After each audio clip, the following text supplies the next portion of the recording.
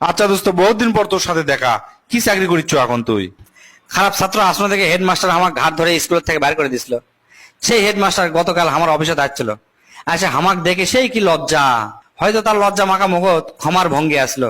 আমার অফিসে আসে তার কাজটা করার জন্য আমি 1 টাকাও লেইনি, কারণ তাই বুঝুক আমার অপমানের উত্তর।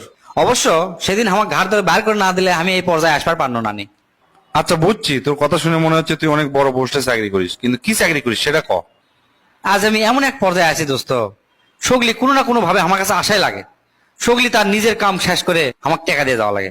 সেদিন এক পুলিশ আসছিল তার কাম করবার, কাম টাম সারে আমাকে টাকা দিবি না।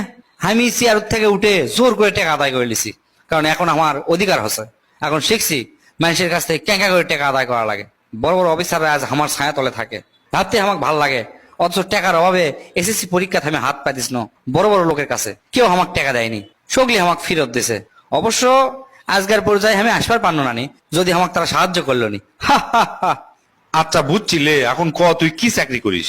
প্রতিটা প্রতিষ্ঠিত শিক্ষিত মানুষের উচিত একজন করে শিক্ষিত মানুষ গড়ে তোলা, লালন করা। অথচ তারা কেউ করে না। যদি করলো হইনি, তাহলে আজ আমার টাকার জন্য মানুষের দ্বারে দ্বারে আমার কান্না লাগলো নানি, রাস্তায় রাস্তায় আমার ঘোরা লাগলো নানি। অবশ্য কেউ সাহায্য করলে আজ আমি এই পর্যায়ে আসবার পারলো নানি। ভাবতে ভালো লাগে, যে বেটি চল আমার প্রত্যাখ্যান করছিল টাকা আসলো না দেখে, সেই বেটি চলেরই হাজবেন্ড আমার কাছে আসছিল কালকে। হা হা হা। অন্যরকম ফিলিংস দোস্ত মনের মধ্যে। লজ্জায় বাইরে দাঁড়িয়ে আসলো, আমার অবশ্য ঢুকবার পারেনি। অবশ্য সেদিন টাকার জন্য যদি আমাকে রিজেক্ট না করলো নি, আজ আমি এই পজিশনে আসার পারলো না, বুঝছো।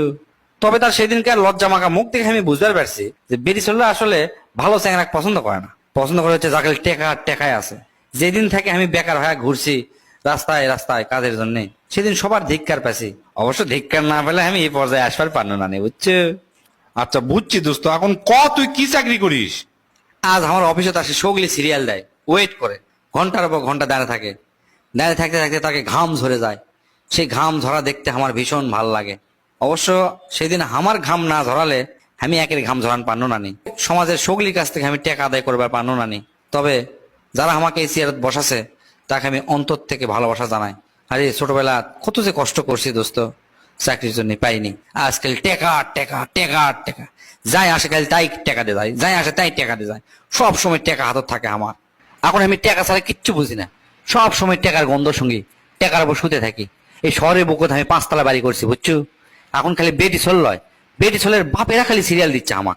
সেই দিন এক বেটি ছোলের বাপ এসে করছে কি, আমার বেটি তোমার জন্য সারা জীবন ওয়েট করবি, তোমার যখন মন চায় বাবা আমার বেটি তুমি বিয়ে করলিয়ে যাবা, বুঝছো। আমার কোনো আবদার নাই। আচ্ছা তুই কি চাকরি করিস এটা কবু না, আমি এর থেকে চলে যাবো। সেই থেকে তুই বক বক বক বক বক বক বক বক করতে আসো। শুনবই তাহলে শোন, আমি হচ্ছি পাবলিক টয়লেটের কেশিয়ার।